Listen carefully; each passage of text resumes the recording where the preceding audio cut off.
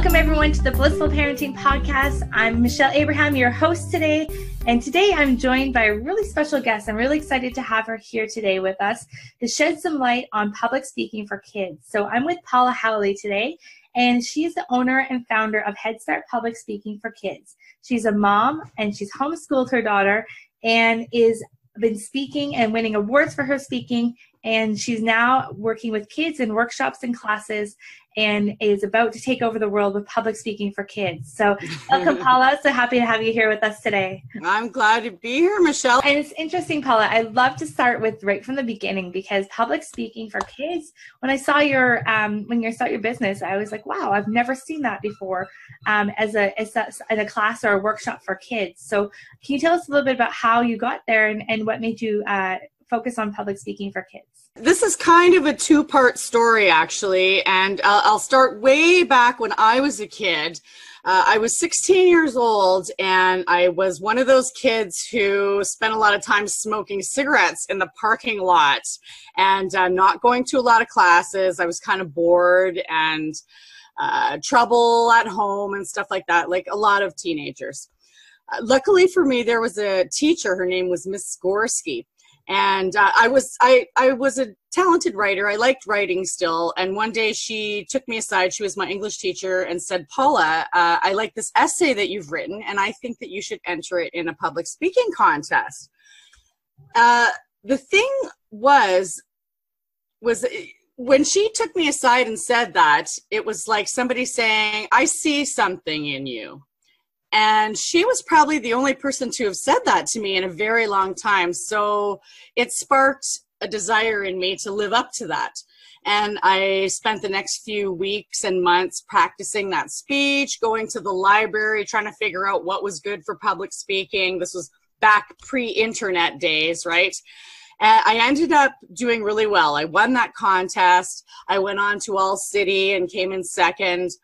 And it really changed the way I thought about myself for the rest of my life, because I knew that I could do something hard now, or what people considered to be hard and an important skill.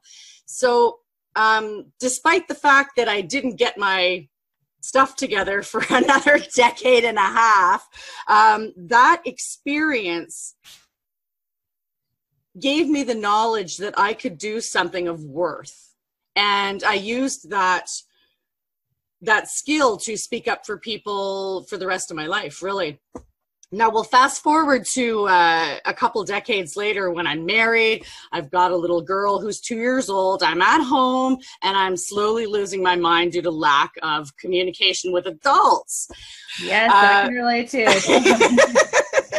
So I'm at home and my husband says, hey, honey, I heard about this thing called Toastmasters. It's a public speaking club with clubs all over the world.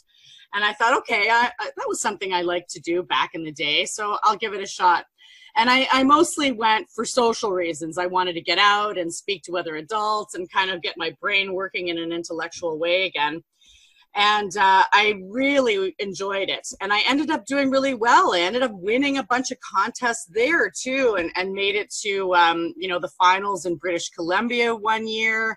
And yeah, it was something I really enjoyed.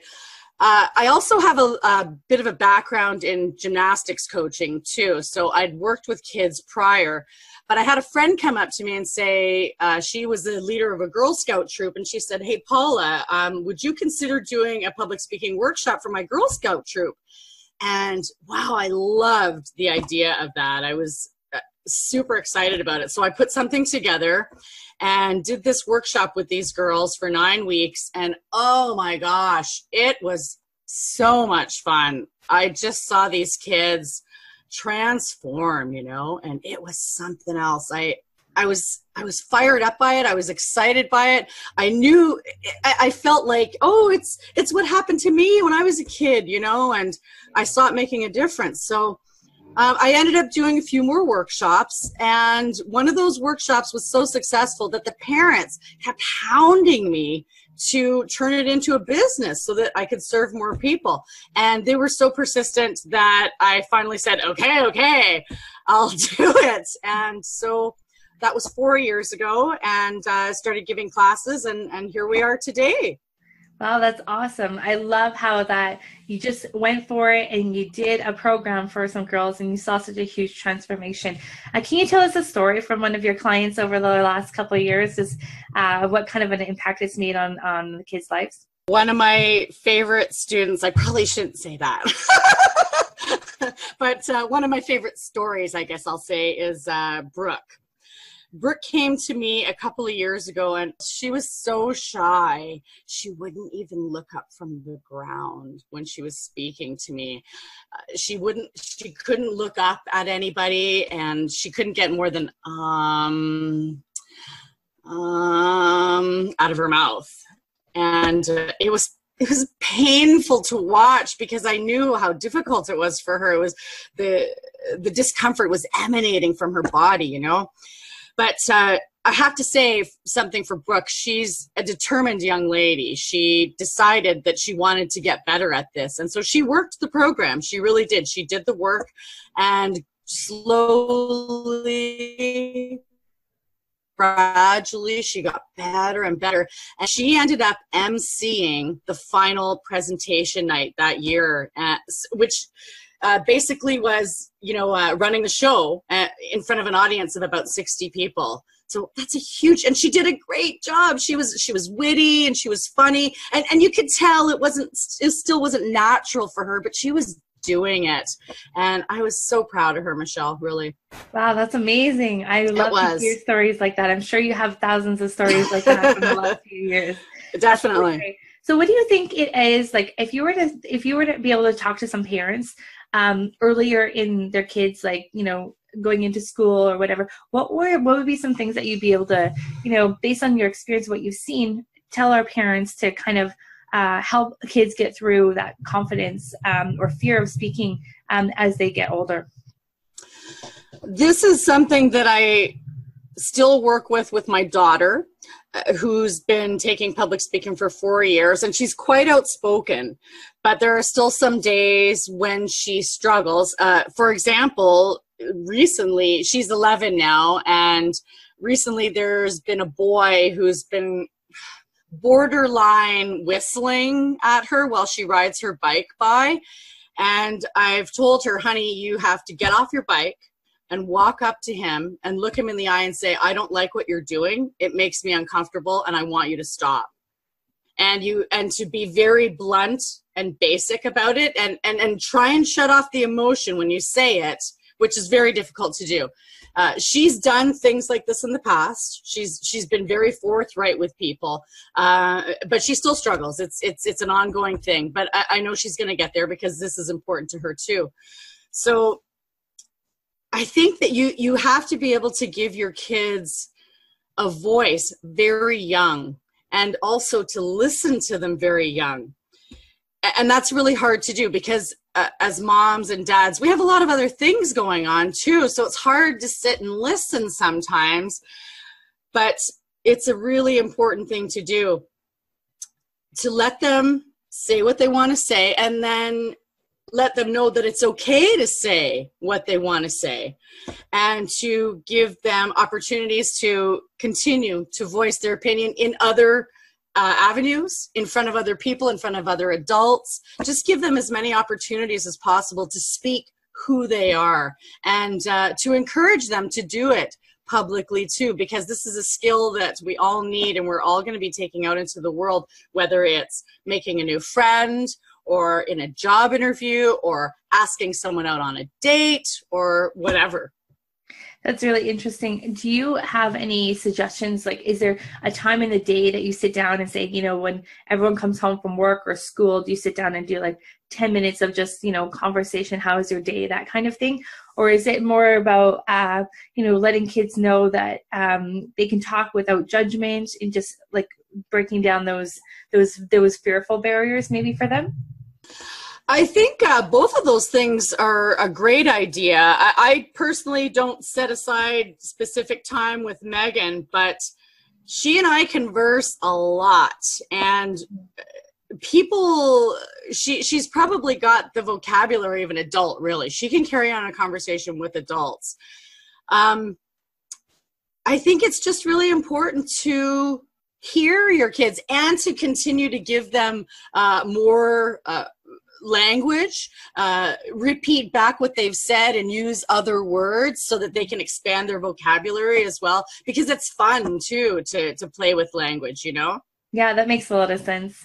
Is there something that you see, do you see parents doing things wrong? Like, are there any suggestions that you have for maybe things that you've seen along the way that could really help parents that are just about to enter into, you know, kids growing up, they're old enough to have conversations now? What's some things that we can look for? I think it's really important to push our kids a little bit. I think there's a lot of fear in our generation and the generation before of parenting, and that's been cultivated by the society that we live in, and a lot of it is irrational, but we've still latched onto it because fear is really powerful. It's one of the most powerful emotions we have. But pushing our kids a little bit. For example, instead, if your child wants something at a store, perhaps, tell them that they have to go ask the salesperson for it. Don't do it for them. Or the library, you know, tell them, if you want this book, I want you to go up to the librarian and say, can you help me find this book?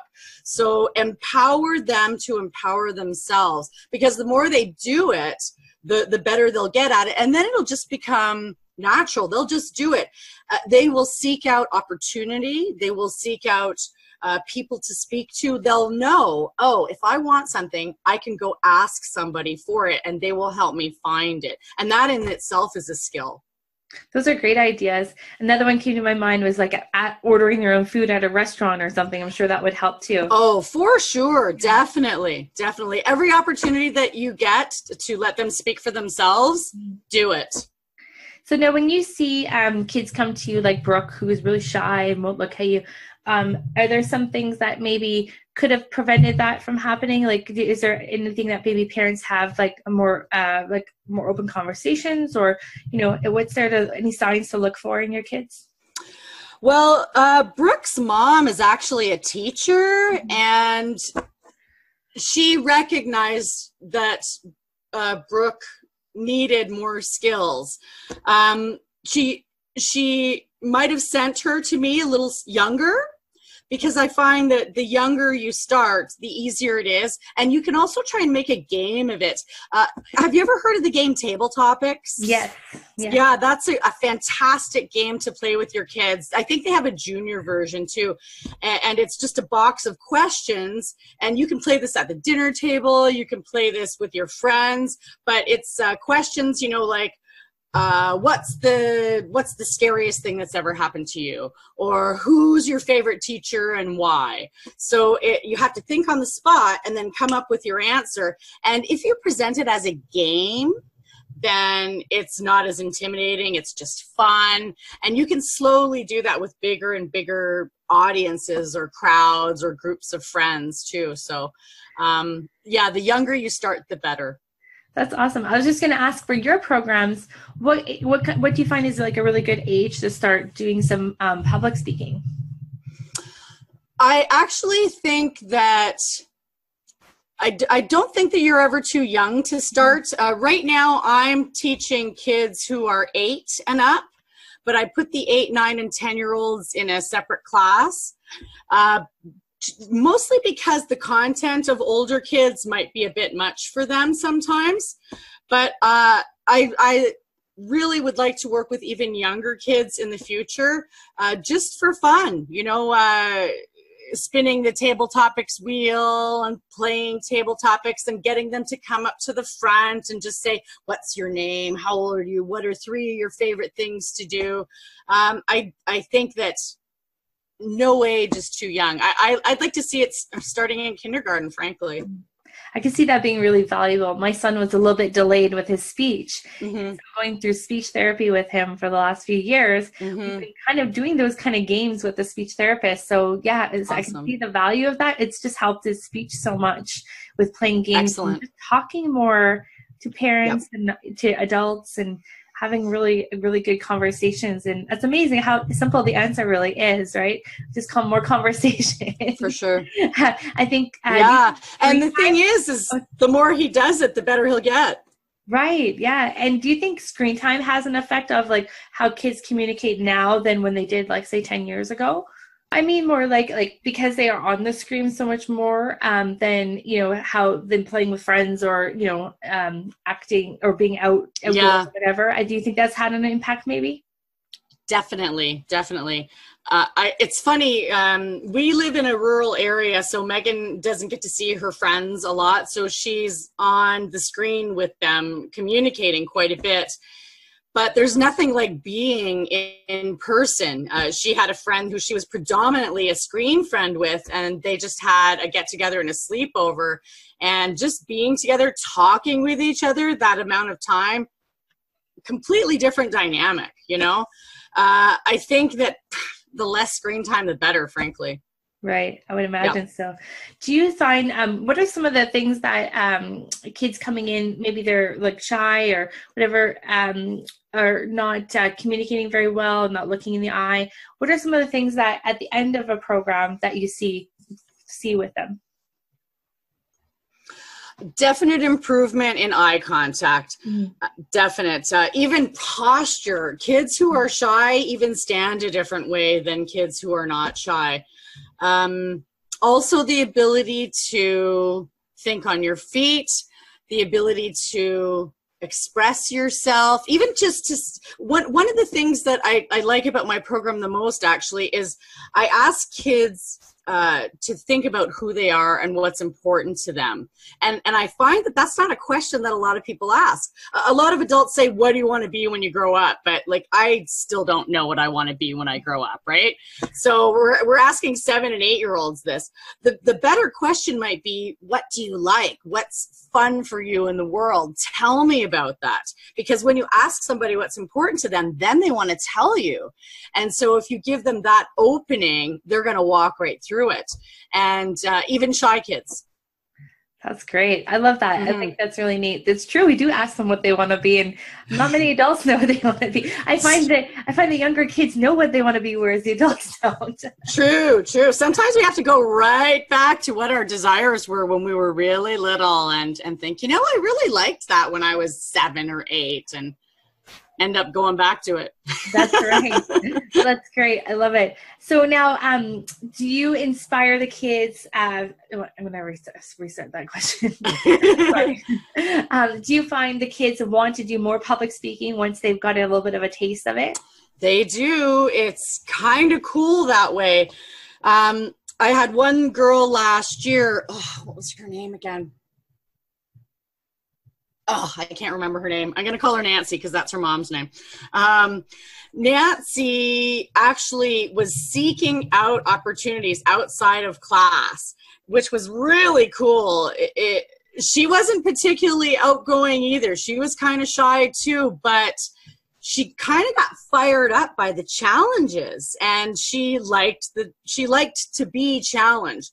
So she was actually going out to little cafes and asking, can I play my violin here? Can I read a poem here? And that's part of my program too, is one of the challenges is to actually go outside of Head Start and perform for strangers in at least one place. I encourage kids to do another thing called the Avery drill, which is kind of scary. It was even scary for me, but it's I named it after the 2012 world champion of public speaking, Ryan Avery, who used to go into public in preparation for the world championship. He would go into public places and just start saying his speech. He would go into a market square, for example, and he didn't gather people to sit down. He would just start saying it so people would walk by and think, is this guy losing his mind, But there's vision, and that you're pushing through that weirdness and that discomfort so that when you actually are doing that speech in the intended place and time, it's a breeze. Wow. So the Avery drill is, It's a great drill. I've done it myself, and it really works. And the thing is, too, is when you're finished, you feel like a superhero. You feel like you can do anything. I bet. You have to push through some stuff to do that. The kids do that. You have the kids doing that. That's amazing. They do. And they have fun. And then I actually have them come to class and tell us about the experience, because I want them to relay the feelings that they pushed through. I want them to remember the experience of pushing through their fear, and so that they can remember later on in life, I did that thing that was really scary. I know I can do anything. Amazing. I bet you see the skills that they're learning in your program transcend through like school work, homework, sports, relationships with family, that kind of thing. Is that definitely what happens? Yeah. Absolutely. There was a girl named Ella who was in one of the first workshops that I did. She came up to me at the end of the program. She said, Paula, I actually auditioned for the lead in the school play today, and I never would have done that before. But she saw herself differently. She saw herself as being able to speak and having some leadership qualities. So it was super exciting to see that bleed over into the rest of her life. What an exciting, empowering position you're in right now, that watch these kids transform in front of your eyes. So what's next on the agenda for Headstart Public Speaking for kids? Next on the agenda is expansion, actually. I'm on the Sunshine Coast right now in 2 cities, and I'm expanding into North Van this year. I'd like to go more, but I'm still homeschooling my daughter, so there's only so much one mother can do. But yeah, North Van is the next step, and frankly, I'd like to see Headstart in cities across North America and the world, because there's nothing like this going on anywhere. And if there's one skill everybody's going to need in the future, it's the ability to communicate yourself to others. Absolutely. That's amazing. And I saw on your website you have 10 steps for parents to help them kind of with their kids' confidence. Is that on your website still? And what's your website address? Yeah. It's headstartpublicspeaking.com. That's headstartpublicspeaking.com. And yeah, there is a downloadable sheet there for confidence for kids. So yeah, head over there and sign up for it. So we'd be happy to send it to you. Great. Yeah, I think that would be really helpful for parents to have, to kind of guide their students. And if you're in one of the cities that Paula is in with her program, definitely check her out. And if you're interested in this kind of program coming to a place near you, reach out to Paula and let her know. For sure. So Paula, it's been a pleasure having you on the show this morning. And I am so excited for where this is going and the impact it's having in kids. And starting in your own community and spreading your wings farther and farther. I think what a ripple effect that's going to cause in the kids that are growing up today. So thanks for making such an impact in their lives. And thanks for joining us today. Thank you for listening to the Blissful Parent Podcast. For complete transcriptions of this show, as well as helpful links to resources mentioned in this episode, please visit our website at theblissfulparent.com.